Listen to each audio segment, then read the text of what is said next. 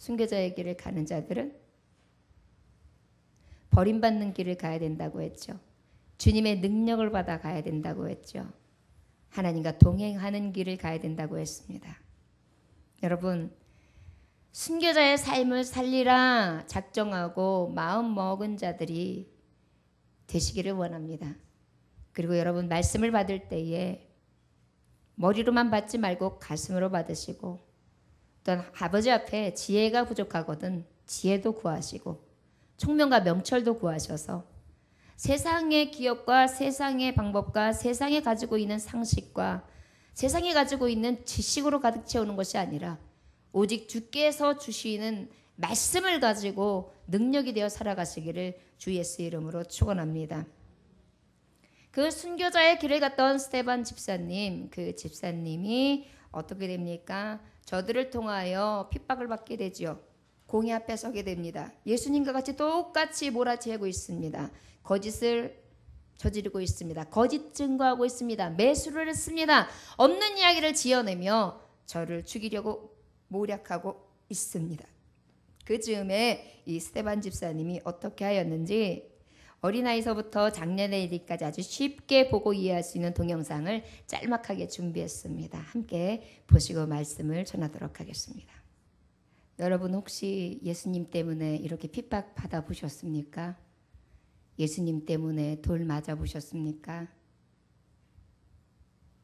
부끄러운 사실은 그런 적이 없었어요. 그런데 우리는 어떻습니까? 예수님하고 관계가 있던 없던 나한테 싫은 소리 하는 사람은 죽이고 싶고, 나한테 덕이 되고 나한테 좋은 소리 하지 않는 사람은 함께하고 싶지 않고 벽을 쌓고 그렇게 살아가면서 정작 주님의 길을 간다 하는 자들이 용서도 없고 사랑도 없고 냉랭하고 자신을 돌아보지도 않고, 또한 앞서서 더 나아가 주님을 위해서 피 흘리고 죽기까지 헌신하는 것, 그러한 모습은 찾아볼 수 없이 내 일신을 위하여 먹고 마시고 쓰고 자고 눕는 일들만 즐겨하지 않았는지요.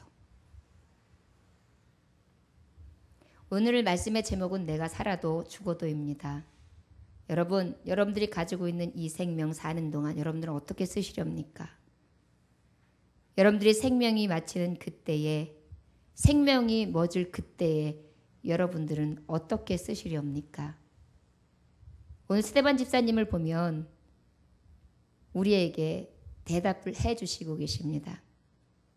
저는 살아있을 때 예수 복음 전하는 것이 첫째의 목적이고, 죽어갈 때에 하나님을 경외하고 사랑하며 이웃을 내 몸과 같이 사랑하고 용서하기를 그치지 아니하여 예수 그리스도의 삶을 그대로 현장 가운데 보이고 하나님께 영광을 돌림으로 마지막 마무리를 하는 현장을 우리는 볼 수 있었습니다. 여러분, 오늘 여러분들은 어떤 생각이 드십니까? 아, 스데반 집사는 돌 맞아서 죽은 사람이야. 나 알고 있어. 혹시 아는 사건에 그치지 않습니까? 여러분, 예수라는 이름을 세상 사람들도 알아요. 아는 것이 중요합니까? 아니에요. 믿었느냐가 중요하고, 믿음으로만 됩니까? 행함이 없는 믿음은 죽은 믿음이에요. 복음을 위하여 행하는 자여야지만 그 아버지 앞에 서 있는 자거든요. 그런데 오늘 사도들의 모습들을 보면 그 중에서 현장에 이 스데반 집사님은 사도도 아니었어요. 제자도, 예수님의 특별한 제자도 아니었어요. 저들을 통하여 은혜 받고 그 현장 가운데에 교부가 되어서 결국은 회심하고 돌이킨 자로서 뜨겁게 성령 체험을 하고 예수를 증인하게 됩니다. 직분도 관계없어요. 나는 평신데요, 뭐. 나는 평신도인데요, 뭐. 아니, 나는 청년인데요, 뭐. 나는 청소년, 나는 어린아이인데요, 뭐. 나 못해요. 아니, 나하고는 관계없어요. 아니라는 말씀이에요.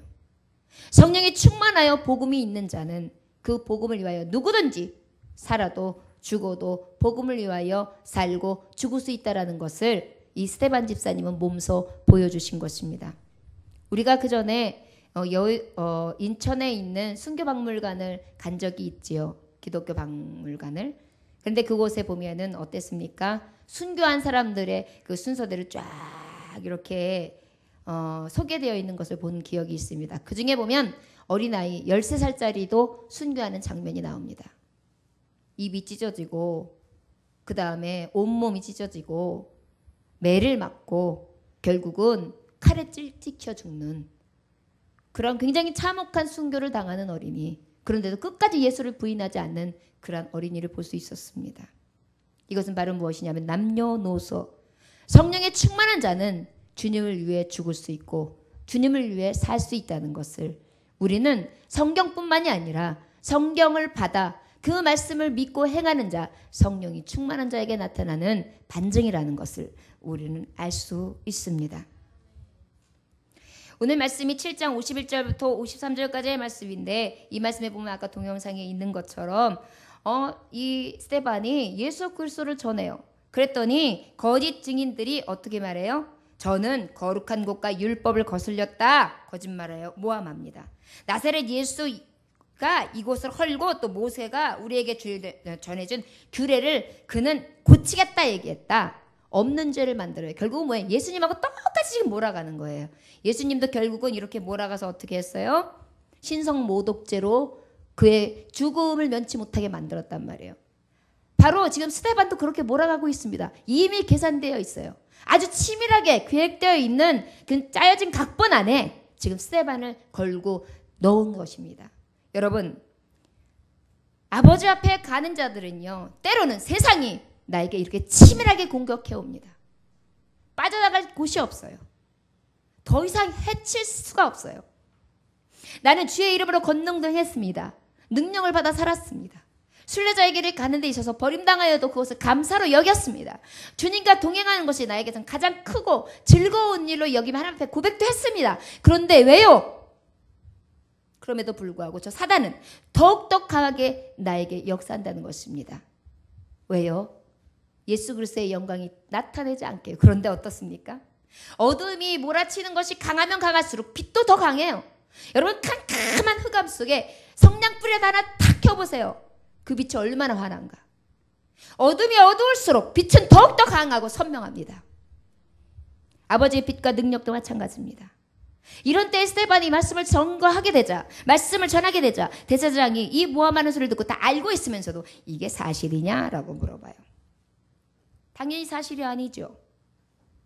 그런데 스데반 집사님은 사실을 규명하고 사실이 어떠한 거에 대해서 딱딱딱 증언하여서 그것만 얘기하지를 않고요. 이들의 성령을 통하여 이들을 구원시키는 데 초점이 있었어요. 구원의 복음에 초점이 있었어요. 그러다 보니까 완전히 말씀을 쫙 기어가는데 어디까지 말씀이 이르냐면 아브라함 때서부터 어디까지요? 다윗의 때까지 성전이 만들어지기까지의 말씀을 하고요. 그 다음에 지금 이 세대까지, 이 패역한 세대까지 아우러들면서요. 성경을 쭉 추격하여 그 복음을 전합니다. 얼마나 담대한지 모릅니다. 이 얘기는 뭐예요? 모세의 율법을 고쳤습니까? 안 고쳤어요. 있는 그대로를 전했어요. 그런데 모세의 율법을 고치고 거스리려 했다. 이렇게 말했단 말이에요. 아니라는 것을 정확하게 증명하는 구절입니다. 또 어떻게 했습니까? 그것을만 한 것이 아니라 또 이곳을 헐어 성전을 헌다. 이 말씀은 그 말의 뜻이 아니라 이사야의 말씀에 보면 어찌 하나님을 사람의 손으로 지은 곳에 국한 지을 수 있느냐. 그 하나님은 높고 높은 보좌에 계시며 이 땅은 그 아버지의 발등상이다. 이렇게 기록되어져 있는 말씀을 인용하면서 결국은 우리 하나님이 어찌 예루살렘 성전에만 계시는 하나님이 될 수 있느냐. 너희 안에도 거하시고 너희의 성소에도 거하시고 너희 가정에도 거하고 너희가 가는 곳 어디인게다 다 같이 동행하시는 그 하나님이 그 하나님의 신이 어찌하여 예루살렘에만 있다 하느냐. 그런데 전에 말씀했듯이 이 사람들의 목적이 뭐예요? 예루살렘을 신성시해야 될 목적이 있잖아요. 뭐예요? 우상. 결국은 뭐예요? 돈. 물질과 하나님을 겸하여 섬길 수 없다 했는데 저들은 예루살렘 성전을 통해 돈이 생겨요. 절기 때마다 많은 사람들이 헌금을 가지고 옵니다. 물질들을 가지고 옵니다. 갖다 바칩니다. 제사장들에게 여러 가지 명목으로 예루살렘 성전을 위해 써달라고 또 많은 기부금이 들어옵니다. 그것뿐입니까? 그 주변에 있는 사람들이 많이 먹고 삽니다. 절기 때마다 수많은 사람들이 몰려 들어오니까요. 이방에 흩어져 있던 디아프라스 그 많은 흩어져 있던 하나님의 종들 유대인들이 돌아오는 것입니다. 그러다 보니까 그들이 무엇을 해요? 관광사업으로 먹고 마시고 숙박을 합니다. 그러다 보니까 엄청난 수입이 따르는 거예요. 예루살렘만이 성소가 아니고 예루살렘이 밖에 있는 하나님의 영과 하나님의 임재가 있다고 얘기를 안 하면, 그것이 인정이 안 되면 그때는 밥줄이 끊기는 거예요. 결국은 무엇이에요? 지금 예루살렘 성전은 저들에게 하나님의 임재가 아니에요. 저들이 생각하는 건 뭐냐면 금덩어리인 거예요. 노다진 거예요. 우상인 거예요. 물질인 거예요. 그것을 이미 주님도 말씀하셨고 이 스데반도 정확하게 찔러 넣어줍니다. 그런데 대표적으로 너희들은 얼마나 나쁜 무리들인지 말해주마. 너희 아브라함, 우리 조상 아브라함 하나님이 택하셨지. 그 택하신 하나님이 땅도 없고 자식도 없을 때에 뭐라고 약속했느냐? 너에게 땅도 줄 것이다. 너의 자녀들도 모래알같이 많이 주겠다, 번성하겠다 약속하셨지. 그대로 우리 하나님은 이루셨는데 그때 하나님의 말씀이 있었다. 저들이 400년간 애굽에서 종살이를 할 것이다. 그래서 400년 종살이를 하고 난 다음에 어떻게 했느냐?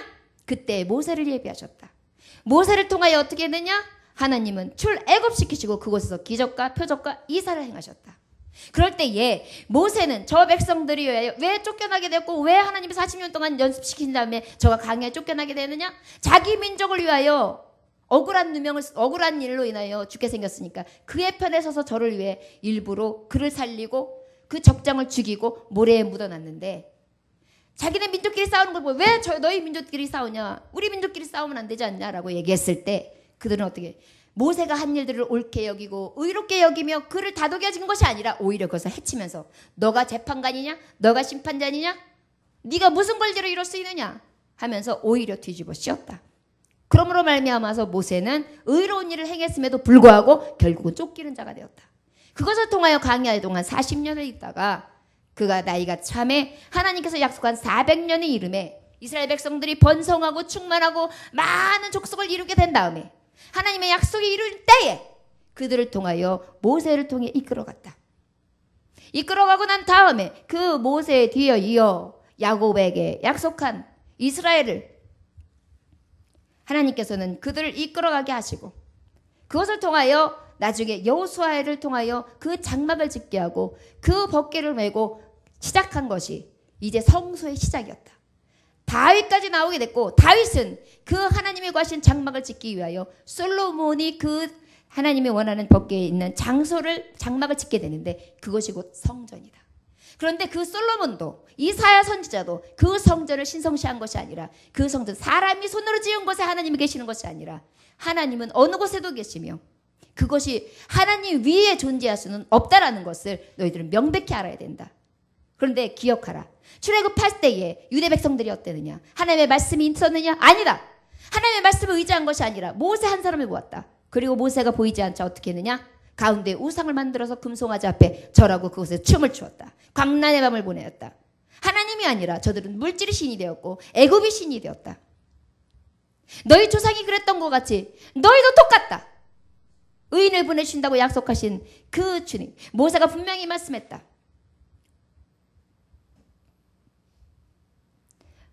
나의 씨로부터 우리 조상에서부터 그 다윗의 씨에 이르기까지 내려간 그 후손에게 나 같은 지도자가 있을 것이라는 것을 이미 예언되어 있는데 그 지도자가 세워졌음에도 불구하고 그 인자가 그 메시아가 보내졌음에도 불구하고 너희들은 그 약속의 말씀을 어기고 그 인자를 죽인 자다. 이렇게 말씀했어요. 이게 지금 어디까지의 말씀이십니까? 50절까지의 말씀이에요. 그러다 보니까 그 얘기를 듣고 난 다음에 이들이 어떤 마음이 생기냐면 주로 이제 어떻게 얘기한 것이 가장 마음에 걸렸느냐. 우리는 언약 백성이다. 하나님의 말씀을 듣고 순종해야 할 백성이다.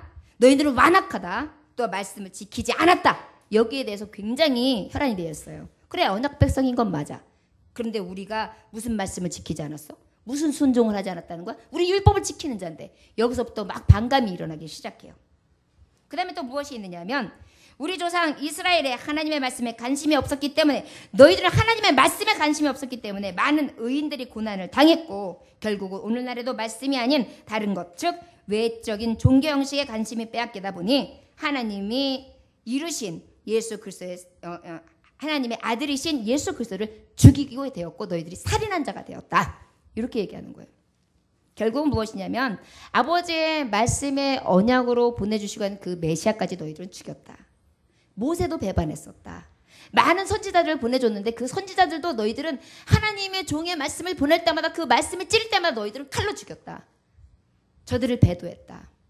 너희들 안에는 그렇게 완악함이 있다. 이렇게 막 찔러 넣는 거예요. 그러다 보니까 말씀을 듣고 있는 유대인들이요, 자꾸 기분이 나빠지는 거예요. 반감이 그렇지 않아도 있고, 어떻게 하면 죽일까? 어떻게 하면 저들을 어떻게 해볼까? 이런 마음으로 계속 보고 있는데, 예수님만 해결하면 끝날 줄 알았더니만 예수님만 해결해가지고는 안 되는 거예요. 더 큰 일들이 생기는 거예요. 수많은 자들이 자꾸만 몰려오는 거예요. 자꾸만 예수를 믿는 자들이 수가 더해지는 거예요. 우리가 알고 있는 말씀을 3천에서 5천이라 그러잖아요. 예루살렘 성전 안에 있는, 성 안에 있는 자들이. 그러면 예루살렘 성이 안에 있는 자들이 얼마나 많았겠어요. 그런데 그 중에 이제는 한 축을로 두 축씩은 다 예수를 믿는다는 얘기예요. 그러니 얼마나 위기감이 왔겠습니까? 이러다가는 진짜 성전 중심적인 사상이 없어지겠다. 이러다가는 진짜 위기 상황이 오겠다. 거기다가 또 초대교회는 무엇이 특징이 있었어요? 모이면은요, 서로 교제했어요. 떡을 뗐어요. 그리고 또 뭐 했어요? 구제했어요. 자꾸 나눠요. 근데 그 당시에 제사장들이요, 나눔이 하나님의 율법적인 정도의 한도에서 했죠. 이 사람들처럼 가지고 있는 걸 막 나누고 막 성령 충만해가지고 기쁨으로 즐거워하고 막 서로 막 천국 잔치가 일어나진 않았거든요. 그러다 보니까 자기네들이 지금까지 믿어왔던 하나님하고는 너무 다른 방식인 거예요. 그러니까 이 마음이 저들은 더 불편하고 더 꺼리끼고 이런 마음들로 가득 차는 그러한 일이 있게 됩니다. 결국은 스데반 집사님이 지금 저들에게 이야기한 한마디 한마디는 답이 되었죠. 어떤 것에 대한 답이어서 거룩한 것과 율법을 거스릴 말을 했다. 아니다. 난 정확하고 무오한 성경 말씀만을 전했다. 내가 지금 말씀 전한 것이 틀린 것이 있더냐? 그 다음에 모세의 규례화를 고치겠다고 했고 하나님의 성전을 헐겠다고 했다. 이렇게 말했는데 내가 하나님의 성전을 헐겠다고 한 적이 있느냐? 하나님의 성전이 헐겠다는 것이 아니라 하나님의 성전 안에 하나님 중심적인 말씀을 믿는 자들이 필요한 것이지, 외적인 율법이나 외적인 형식에 지배받아서 아버지 없는 예배는 이미 회복되어져야 될 이 땅의 지금 문제다. 이걸 지적하고 있는 거예요. 회개를 촉구하고 있는 거예요. 이 얘기를 듣고 난 다음에 이제 이 스데반 집사님이 어떻게 해요? 계속 회개를 얘기해요. 너희들이 잡아 죽였다. 너희들이 그 예수님을 죽인 거다. 너희들이 그 예수님을 배반한 거다. 막 그렇게 얘기를 해요. 여러분, 근데 참 우리가 여기서 깨달을 점이 있어요. 우리도 주의 종이나 아니면 이웃들이나 가장 가까운 어머니나 아버지 그리고 친지들 이런 분들이 나의 잘못된 것을 촉구하거나 지적하거나 이야기하면 기분 상하죠. 자존심 상하죠. 악감이 생기죠. 말씀에 보면 깨닫는 자가 복 있다고 했습니다. 하나님 앞에 서는 자는 무엇이 첫 번째 조건인지 아십니까? 겸손과 순종이에요. 아버지는요, 겸손한 자를 쓰시지 교만한 자는 절대 쓰지 않습니다. 그게 하나님의 법칙입니다. 그 말씀을 들을 때에 이 유대인들은 교만했기 때문에 이 안에 찔림만 있을 뿐 깨닫지도 못하고 그 소리에 대해서 스스로 회개하고 돌이킬 생각마저 없습니다. 여러분, 똑같이 말씀을 듣는데 한 사람은 통에 자복하는데 한 사람은 딱딱해서 아무 느낌이 없어요. 무슨 얘기를 하는지도 모르겠고 별로 알고 싶지도 않고 관심도 없고 빨리 예배만 끝나고 집에 가면 되지. 오늘 하루 그냥 할 일을 다 한 거고 예배 날이니까 예배만 드리고 가는 거지 라고 하고 돌아가는 사람 두 부류가 있어요. 여러분, 내가 살아도 죽어도 주를 위해 사는 자들의 모습은 어때야 합니까? 유대인들의 삶을 살아야 합니까? 아니하시면 죽는다 할지라도, 죽음의 길을 택한다 할지라도 스데반 집사님의 길을 선택하시렵니까? 묻겠습니다. 여러분, 진정으로 살아도 주를 왜 살겠습니까? 진정으로 죽어도 주를 왜 살겠습니까?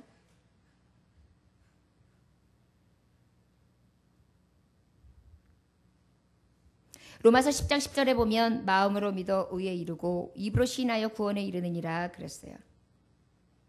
여러분, 스데반 집사님이 지금 촉구한 건 그거예요. 너희들이 빨리 마음으로 믿어라. 그리고 네 마음에 이 간팍한 것 빨리 후벼 파라. 아플 수 있다. 하지만 도려내라. 잘라내라. 결단해라. 그리고 마음으로 믿고 입으로 시인해라.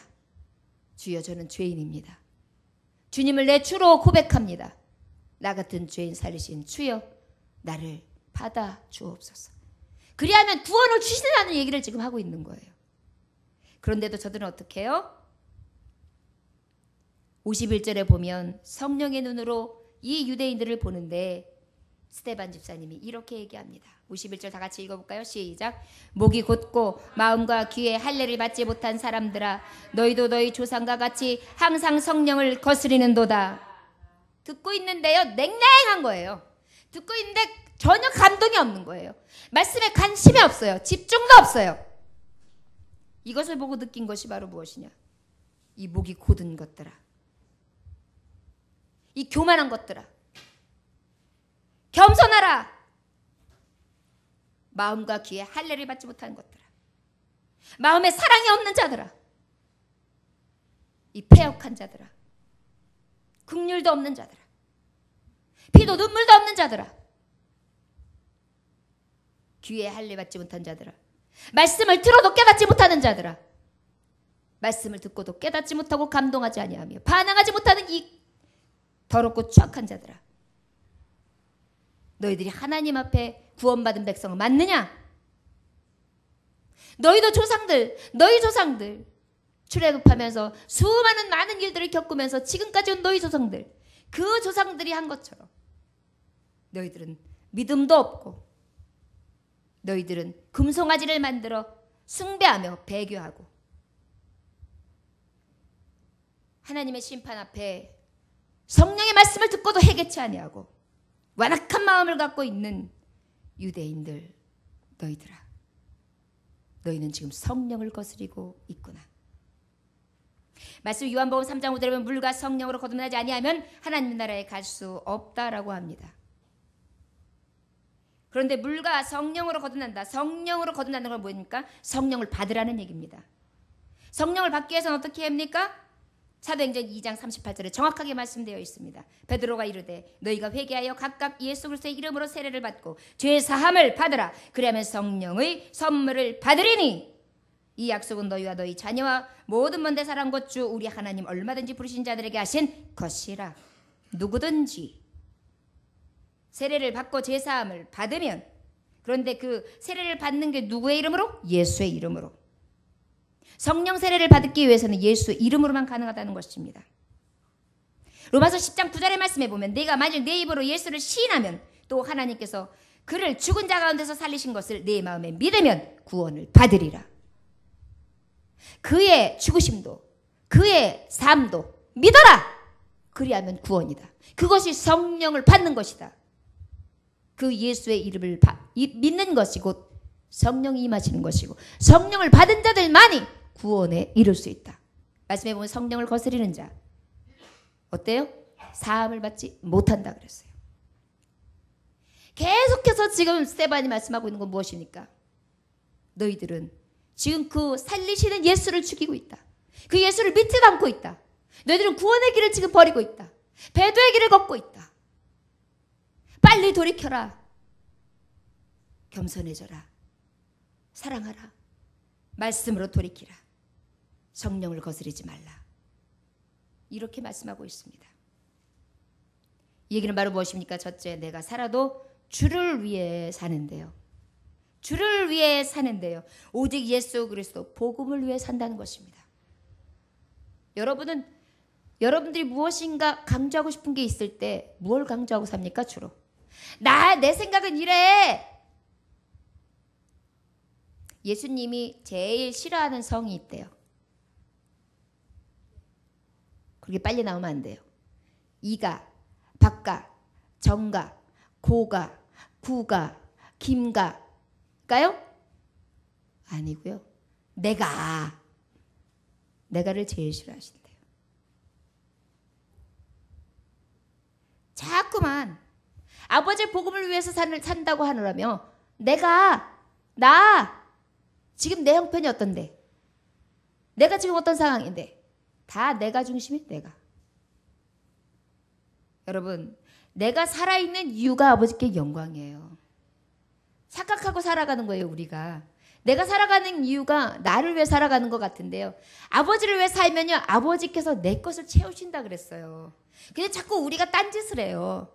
아버지를 기쁘시게 하는 것을 우선으로 삼지 않고 내 것을 삼기를 우선으로 하다 보니까 거꾸로 되어 있으니까 역사가 거꾸로 일어나는 거예요. 여러분, 마음을 정해보세요. 제발 말씀에 있는 것으로만 국한하지 말고 믿어보세요. 이 유대인들이 복음을 몰랐습니까? 율법을 몰랐습니까? 알았어요. 그런데도 예수를 핍박했어요. 왜 그래요? 제대로 믿지 않았기 때문이에요. 마음을 정하면은요, 그 정한 대로 역사하신다니까요. 다니엘에게 역사하신 게 뭐예요? 마음을 정했단 말이에요. 내가 하나님 앞에만 경배하리라. 영광 돌리라. 그랬더니 그대로 하니까 어때요? 핍박이 오고 목숨을 걸고 끝까지 그 환난과 핍박을 참고 이기니까 어떻게 합니까?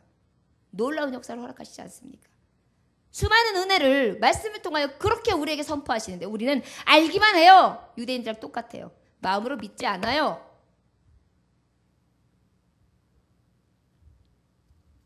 여러분, 살아도 주를 위해 살되 오직 복음을 위해 살 수 있는 우리들이 되어지기를 원합니다. 복음을 위해 사는 것은 무엇입니까? 오직 예수 그리스도를 증거하는 거예요. 우리 52절 읽어볼까요? 시작. 너희 조상들의 선지자들 중에 누구를 박해하지 아니하였느냐? 의인이 오시리라 예고한 자들을 그들이 죽였고 이제 너희는 그 의인을 잡아준 자요 살인자가 되나니. 점점 더 강한 말씀을 하고 있어요. 지금 점점 더.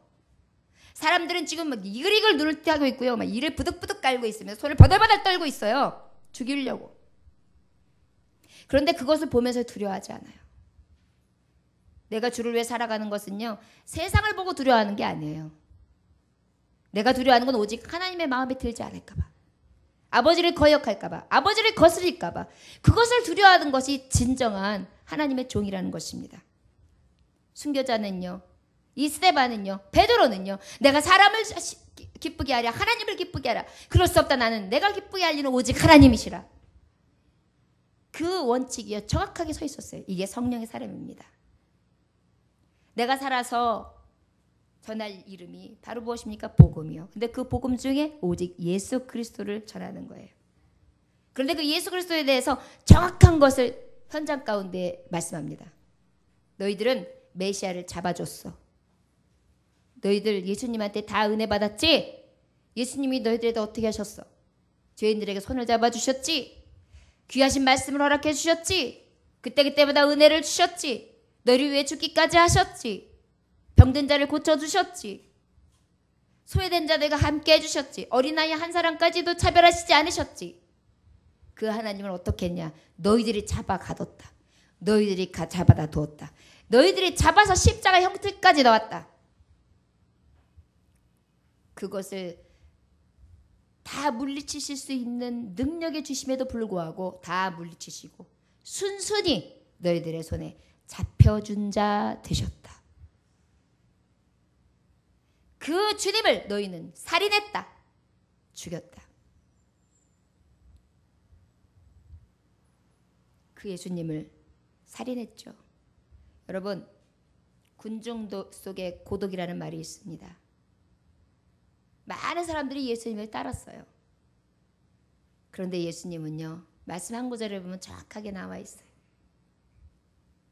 새들도 보금자리가 있고 여우도 제 굴이 있건만 인자는 머리 둘 곳이 없구나. 철저히 외롭고 철저히 고독하고 철저히 없는 자의 편에 서셔서 아무것도 소유하지 아니하시고 외롭고 고독한 길을 가셨던 그 예수, 그 예수를 너희는 죽였다. 그가 바로 인자, 메시아, 오시리라 약속하신 그분이었다. 이 말씀을 율법학자들이 몰랐을까요? 장로들이 몰랐을까요? 사기관들이 몰랐을까요? 이미 말씀해 보면 뭐라고까지 지금 이 스데반이 예를 들자면 너희에게 지금 조상서부터 지금까지 봐라. 선지자들이 어떻게 죽였느냐. 옳고 바른 진리의 말씀을 전하는 자마다 다 죽이지 않느냐. 칼로 죽였고 핍박으로 죽였고 갖가지 방법으로 저들을 핍박하였다. 그처럼 바로 예수도 너희들이 죽인 거다. 그렇게 말씀하고 있어요. 그러다 보니까 역사적으로 한번 잘 생각해 보면 답이 나오죠. 아, 맞아. 우리 조상들은 이럴 때에 이러한 선지자를 죽였고 이럴 때에 이러한 선지자를 정말 모함했고 이럴 때에 이러한 선지자를 이렇게 괴롭게 했어. 다 알고 있단 말이에요. 그것을 깨닫고 그 말씀을 들으면 알고 있기 때문에 깨달을 줄 알았는데 안 깨달아요. 아는 것으로 끝나요. 여러분, 요즘에 학벌은 30년, 40년 전보다 훨씬 좋아졌습니다. 어디까지 졸업하셨어요? 뭐 대학교는 이제 기본이에요. 옛날 대학, 뭐 소학교 나오듯이 대학교에 어느 대학교 어느 대학교. 이젠 대학원 박사. 박사 중에서도 또 뭐 어느 과, 뭐 어디 부분 이래야지 지금은 알아줄 정도가 되어 있는 세대가 되었습니다. 그런데 문제는 무엇입니까? 그렇게 학위가 난무하고 그렇게 지식과 지혜층이 많아지는데 사랑은 점점 식어지만 갑니다. 은혜는 점점 식어져만 갑니다. 은혜에 대한 역사들도 점점 사라져 갑니다. 표징도 사라져 갑니다. 기적도 사라져 갑니다. 표적도 사라져 갑니다. 아버지의 말씀이 말씀 그대로 이루어지는 것이 아니라 말씀은 상징이라고 이야기합니다. 여기서 나타난 능력과 역사들, 하나님이 기이한 행적들이 다 상징적이랍니다. 사실이 아니랍니다. 물론 상징도 있지요. 그러나 사실은 또 사실인 것입니다. 우리는 하나님을 국한하고 제한할 수 없기 때문입니다. 여러분, 알고 있다고 해서 믿어지는 게 아니에요. 저는요, 어쩔 때 보면은요, 공부 못하신 분이 더 신실해요. 똑똑한 체 안 하고 그냥 전 잘 몰라요, 부족해요, 그러시는 분들이요, 더 예수님 잘 믿어요. 무슨 얘기를 해도 자존심 상하셨을 텐데 싶은데도 그냥 감추시고 괜찮아요. 제가 뭐 도와드릴 게 없나요? 할 것이 없나요? 늘 살펴요. 배웠다, 안다, 좀 한다 하는 사람들은요, 오히려 고개만 빳빳하고 그것도 몰라요? 목사님, 그게 말이 돼요? 치고 들어옵니다. 옛말에 이런 말이 있지요. 벼가 잘 익으면 어떻게 한다고요? 고개를 숙인다고요. 지식과 지혜는 별개입니다. 많은 것을 배우고 아는 것은 별개입니다. 내가 얼마나 깨닫고 얼마나 행하며 얼마나 이 안에 사랑의 심장의 불붙듯 솟아오르며 아버지 예수 그리스도의 형상이 내 안에서 나타나느냐, 그것이 우리에게 중심이 되는 것이지요. 어찌 인간이 세상의 자와는 세상의 잣대로 하나님의 말씀과 하나님의 의의를 볼 수 있겠습니까? 유대인들이 바로 그랬어요. 아는 거 많고 알고 있는 것도 많고. 요즘에요, 말씀도 보면은요, 그냥 무슨 방송에서 구절절이만, 그 다음에 이 카톡 세계가 있어가지고 휴대폰만 봐도 막 무슨 목사님 말씀 쫙쫙 나오고 엄청나게 홍수처럼 쏟아져 납니다. 그게 내 말씀이 돼야죠. 그 말씀이 내 능력이 돼야지요. 그 말씀이 내 가슴을 쳐야지요. 이렇게 스데반이 죽을 각오로 하고 주의 복음을 전하는데도 느끼지 못하고 냉랭하여 오히려 죽이려고 드는 그러한 인생들의 모습을 가지고 있다면 그 아는 것이 오히려 독이 되는 것입니다. 여러분, 아버지의 말씀을 듣는 자는 깨닫기를 원합니다. 자꾸 회개합시다. 자꾸 씻어냅시다. 자꾸 겸손해집시다. 나보다 더 다른 사람들을 낮게 여깁시다. 그리고 어린아이한테도 배웁시다. 제가 아이스크림 전도하고 떡볶이 전도할 때 제가 막내 아들이라고 하는 우리 주일학교 어린아이가 있어요. 그 어린아이는 와가지고 엄청 개구져요. 그런데 너무 이쁜 게 있어요. 항상 먼저 와서 기다리고 도와줘요. 그리고 끝에 또 도와주고 가요. 의자를 다 덮어주고 가고 실실 웃으면서 또 필요한 게 있으면 슈퍼에도 10번도 갔다 와요. 얼마나 귀한지 모릅니다. 많이 배워서 그런가요? 똑똑해서요? 여러분, 순수함이 때로는 너무도 아름답고 귀합니다. 믿음에 있어서 순수성을 잃지 맙시다.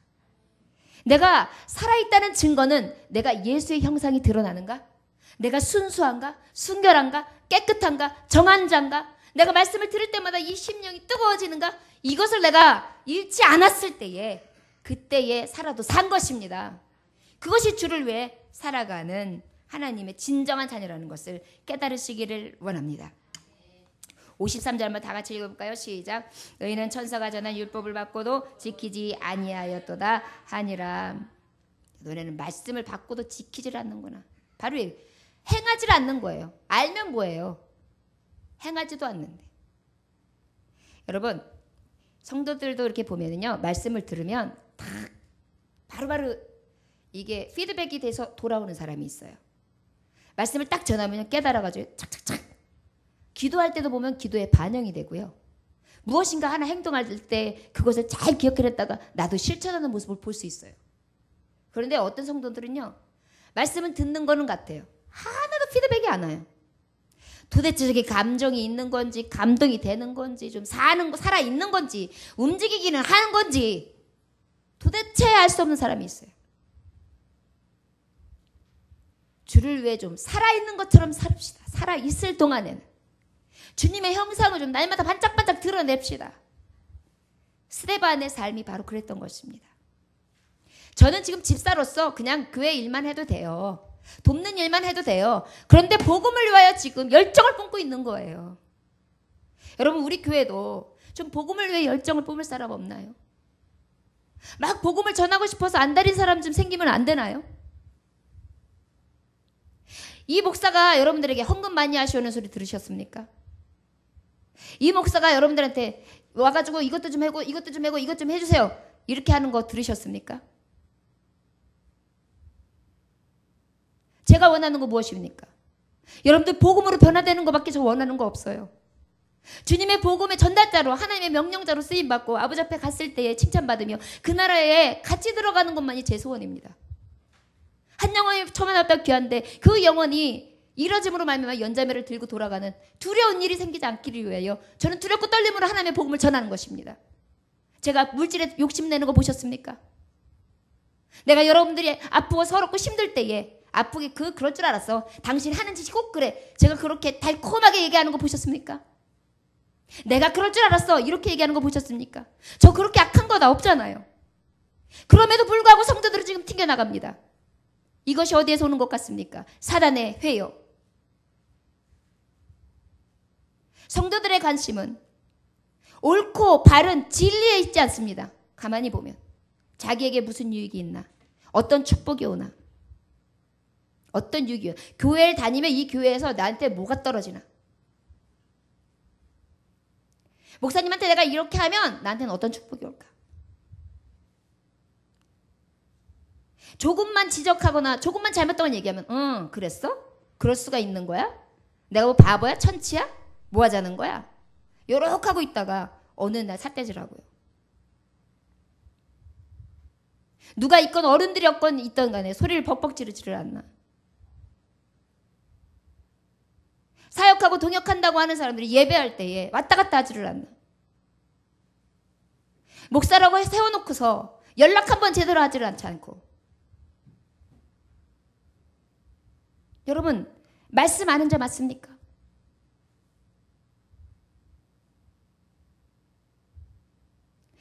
아까도 제가 광고 처음으로 했습니다.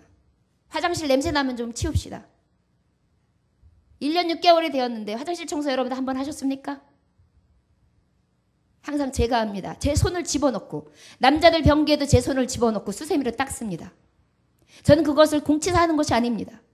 여러분들이 성전을 얼마나 사랑하고 예수님 사랑함으로 여러분들이 말씀을 그렇게 많이 받았다면 얼마나 많이 변화되고 얼마나 많이 주를 위해 살아도 주를 위해 죽어도 주를 위해 살겠다고 하는 여러분들의 결정과 여러분들의 가지고 있는 열정들이 차이나는가. 저는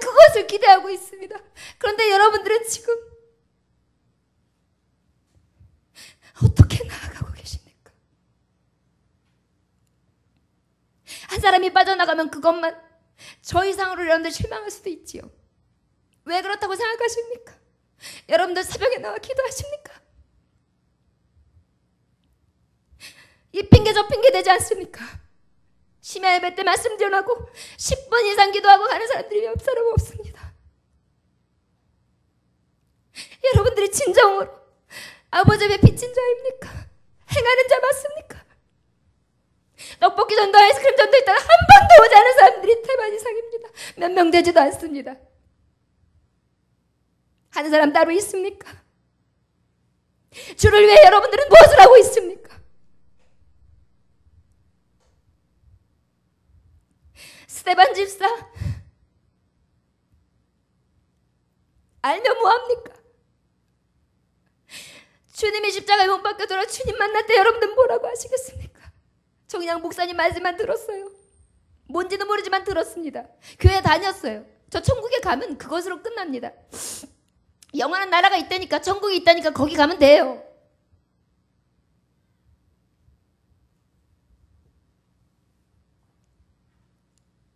너무도 가슴이 아픕니다. 자진해서 성전의 구석구석을 닦으시는 분이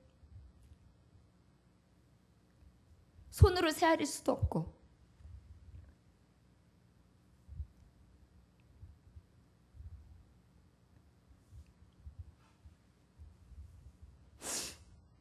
저는 어차피 종으로 섭니다.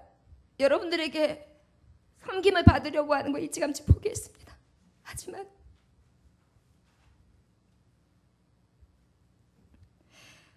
여러분들에게 버림받을 각오도 되어 있습니다. 하지만 말씀의 진정성은 여러분들 가슴에 새기십시오. 이 시대가 너무도 악하여서 바른 말씀을 전하고 바른 진리를 전하는 목자도 별로 없습니다. 제가 전한 복음들을 잘 들어봅니다. 너무도 말씀 중심적입니다. 그래서 요즘 상업성 있고 축복 좋아하고 평안한 거 좋아하고 빌어주는 좋아하고 여러 가지 예화를 들어서 마음만 기쁘게 하고 뭔가 있어 보이는 예배를 드려 보이는 그런 말씀은 없습니다. 거의 없습니다. 여러분들 귀를 즐겁게도 하지 못할지 모릅니다. 기억하십시오.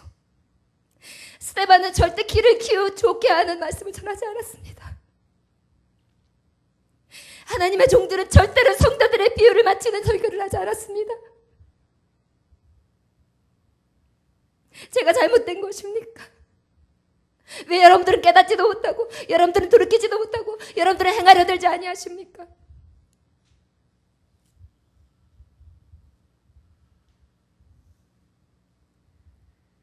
이렇게 작은 요구들을 하는데도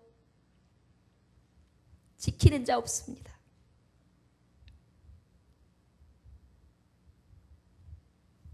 예배 1시간 드리는데도 왔다리 갔다리 정신이 하나도 없습니다.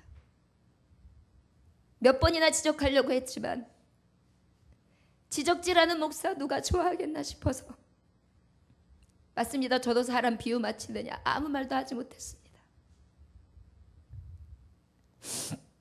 그래도 나갈 사람은 나가던데요. 어찌하겠습니까? 이 시대는 말씀만 가지고도 되지 않는 시대라는 것 때문에 요즘에 제가 너무도 시끄럽습니다. 속이 시끄럽고 마음이 시끄럽고 아무리 목사가 진정하고 아무리 목사가 투명하고 깨끗해도 성도들에겐 그거하고 관계가 없어요. 거룩한 삶 관계 없어요. 어쩌다가 이런 세대가 되었습니까?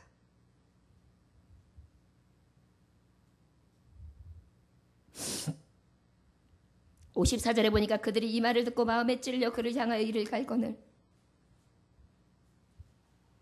마음이 찔렸다는 것은요, 톱으로 켜고 그 분노가 아주 절절히 절정에 달아있는 억제할 수 없는 상태를 얘기합니다. 거기다 이를 갈았다는 것은 아주 극심한 분노가 일어난 거예요.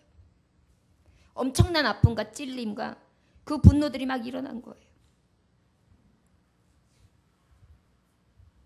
55절에 보니까 스데반이 성령 충만하여 하늘을 우러러 주목하여 하나님의 영광과 및 예수께서 하나님 우편에 서신 것을 보고 성령이 충만한 스데반은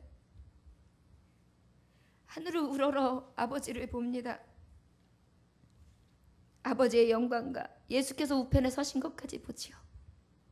그 예수님은 아마도 스데반의 그 온전한 진리만을 전하는 모습이 아름다워 보셨던가 봅니다.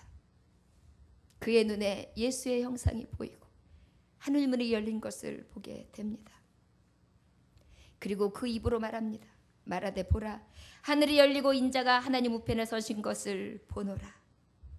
그때에 그들의 반응 좀 보십시오. 그들이 큰 소리를 지르며 귀를 막고 일제히 그에게 달려들어. 여러분, 하나님의 사람이 하나님을 보았고 하나님의 영광을 보았고 그 메시아라고 지금까지 전한 그 예수 그리스도를 보았다고 하는데 그것이 돌팔매할 이유입니까? 맞는 복음을 전하고도 돌팔매질을 당합니다.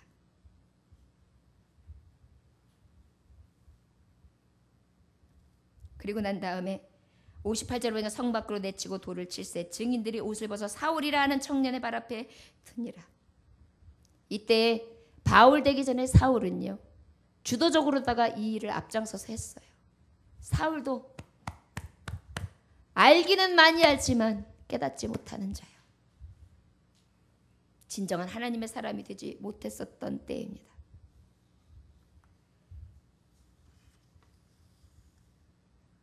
사도행전 8장 1절에 보면 사울은 그때 상황을 이렇게 얘기하고 있어요. 그가 죽임당함을 마땅히 여기더라. 그날에 예루살렘에 있는 교회에 큰 박해가 있어 사도 외에는 다 유대와 사마리아 모든 땅으로 흩어지니라. 사울도 그때에는 스데반 죽이는 게 맞다고 생각해서 앞장서서 죽인 자였어요. 우리 59절 60절 읽어볼까요? 시작. 그들이 돌로 스데반을 치니 스데반이 부르짖어 이르되 주 예수여 내 영혼을 받으시옵소서 하고 60절 무릎을 꿇고 크게 불러 이르되 주여 이 죄를 그들에게 돌리지 마옵소서 이 말을 하고 자니라. 두 번째로 아까는 내가 살았을 때에 살아있는 것은 오직 성령의 일만을 말하고 복음을만 증거하고 예수 그리스도만을 증거하는 것이라 하였다면 이제 내가 죽어도 주를 위해라는 것입니다. 59절에 보니까 그들이 돌로 스데반을 치니 스데반이 부르짖으려 주에서 내 영혼을 받으시옵소서 했어요. 구원의 확신이 있었습니다.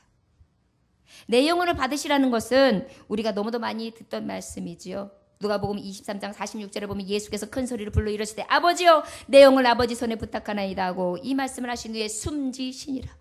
예수께서 돌아가시기 전에 주여 내 영혼을 의탁하나이다. 이 얘기는 바로 무엇이냐? 구원의 확신뿐만이 아니라 그 하나님을 인정하는 것입니다.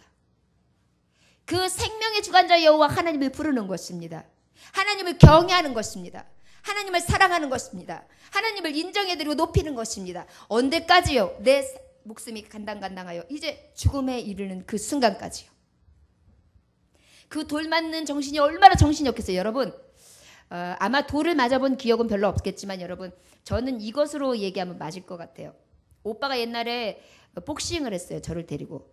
그러면 저한테 글로벌을 채워놓고 이제 복싱하자 그래요. 그럼 나는 때리다 보면 오빠는 10대 때리면 난 한 대도 못 때리고 계속 맞잖아요. 우리 오빠는요 장난을 치면서 여기를 콕콕콕콕 치는 거예요. 그럼 나중에는 난 정신이 하나도 없어가지고 나 우는데도 재밌다고 막 때려요. 그게 얼마나 정신이 없는지 몰라요. 아무것도 못하고 울어요. 그럼 이제 어른들이 말려져가지고 그때 멈추고 그래요. 또 어떤 예를 들면 되냐? 여러분들 이렇게 물싸움 해보셨어요? 물싸움 하다 보면 물을 막 껴지다 보면은 나중에 물 막 맞다 보면은 한참 맞는 사람한테 정신이 하나도 없죠. 그래가지고 막 귀도 막히고 코도 막히고 그래가지고 이러고 있다가 막 도망가고 그래야지만 살 것 같잖아요. 지금 그런 상황이에요. 그런데 돌로 맞으니 얼마나 아파요. 그 정신없는 중에 목숨이 이제 촉각에 이른 이때에 내 영혼을 주께 의탁한다는 것이 얼마나 믿음의 고백입니까? 여러분 살아도 주를 위해 죽어도 주를 위해 끝까지 아버지를 인정하고요. 구원의 확신을 위해 나아가는 것입니다. 무릎을 꿇고 크게 불러 이르되 주여 이 죄를 그들에게 돌리지 마옵소서. 우리가 다 아는 말씀 누가복음 23장 34절에 보니까 이에 예수께서 이르시되 아버지여 저들을 사하여 주옵소서 자기들의 하는 것을 알지 못함이니이다 하시더라. 그들이 그의 옷을 나눠 제비 뽑을세. 여전히 희롱하고 조롱하고 있는데도 우리 주님은 뭐라 그랬어요? 아버지여 저들은 저들의 죄를 알지 못하나이다. 저들의 죄를 사하여 주옵소서. 지금 스데반 집사님도 똑같이 예수님의 길을 가고 있습니다. 돌에 맞으면서도요, 죽어가면서도요, 용서하신 것입니다. 내 이웃을 내 몸과 같이 사랑하라. 아버지의 율법을 그대로 지킨 것입니다. 내 영혼을 의탁하나이다는 무엇이에요? 하나님을 사랑하고 하나님만을 경외하는 것. 그것을 지켜 끝까지 신앙을 지킨 것이고, 그 다음에 무엇입니까? 저들을 용서해달라. 이웃을 사랑한 것입니다. 왼수까지도 사랑한 것입니다. 내 몸과 같이 사랑한 것입니다. 율법을 다 지켜 행하였으며 완성한 예수 그리스도의 길을, 순례자의 길을, 순교자의 길을 스데반 집사님은 몸소 갔습니다. 여러분, 이 스데반 집사님의 순교는요, 예루살렘 교회에 놀라운 역사가 일어나는데, 이때서부터 예루살렘에는 오히려 기다렸다는 듯이 대박해가 시작됩니다. 기독교인들의 대박해. 그래가지고 이곳에 있던 그 3,000명, 5,000명 되던 자들이요, 다 뿔뿔이 흩어져요. 여기 보면 사도들을 제외하고 나머지 사람들이. 그러니까 이 복음이 결국은 어떻게 해요? 예루살렘과 온 유다와 사마리아와 땅끝까지 이르러 내 증인이 되리라. 그 말씀을 이루신 거예요. 여러분, 요한복음 12장의 말씀에 보면, 여러분들 어떤 말씀입니까? 24절에 보면 한 알의 밀알이 떨어져 땅에 썩어지면, 죽어지면 그것으로 인해 많은 열매를 맺는다고 했지요. 이 스데반 집사님의 죽어짐은 열매가 되었습니다. 예수의 죽어짐이 많은 자들을 회심하고 돌아올 수 있게 하셨듯이, 이 스데반 집사님도 불을 지피는 그러한 큰 장작이 되었던 것입니다. 기독교 확산에 큰 획을 긋는 밑거름이 되었죠. 근데 여기서 우리가 괄목할 것은, 표현해 보면 돌리지 마옵소서 이 말을 하고 자니라 라는 말이 있어요. 뭐라고요? 자니라. 여러분, 여기서 잊지 마십시오. 부활의 신앙을 믿는 성도들은요, 죽음에 대한 표현을 잔다고 표현합니다. 잠들다. 왠지 아십니까? 밤에 잠자는 자들은 어때요? 아침이 되면 일어나지요. 마찬가지로요, 주 안에서 죽은 자는요, 주님이 부활하셨잖아요. 주님이 다시 오시는 그때 깨요. 다 일어섭니다. 그러다 보니까 죽은 자는 진짜 죽은 게 아니라 무엇 한다고요? 잔다. 이게 부활의 신앙인 것입니다. 고린도전서 15장 51절에서 52절에 보면, 보라, 내가 너희에게 비밀을 말하노니 우리가 다 잠잘 것이며 것이 아니요 마지막 나팔의 순식간에 호련히 다 변화되리니, 나팔 소리가 나매 죽은 자들이 썩지 아니할 것으로 다시 살아나고 우리도 변화되리라. 여러분, 만약에 우리가 죽고 이 생이 마감된다면 우리 예수님 믿는 거 헛믿는 거고 좀 손해봐요. 크리스찬들이 얼마나 약은 건지 몰라요. 잠깐 믿고요, 영생 얻잖아요. 영생이 그뿐입니까? 심판을 면하잖아요. 그리고 아버지의 그 변화한 그 놀라운 것을 우리가 광경에 보며 그곳에서 함께 주인공이 되어 잔치하는 자가 됩니다. 요즘에 브라질에서 이제 월드컵이 시작되지 않았습니까? 거기에 관중들, 그 관중석에 들어가는 것이 맨 앞좌석부터 쭉 갔을 때 얼마나 비싼데요, 좌석값이. 하물며 아버지의 잔치에 들어가는, 아버지의 영광을 보는 그 자리, 그 큰 자리, 그 영광의 자리, 제일 비싼 자리, 그 자리를 우리가 지금 획득하는 것입니다.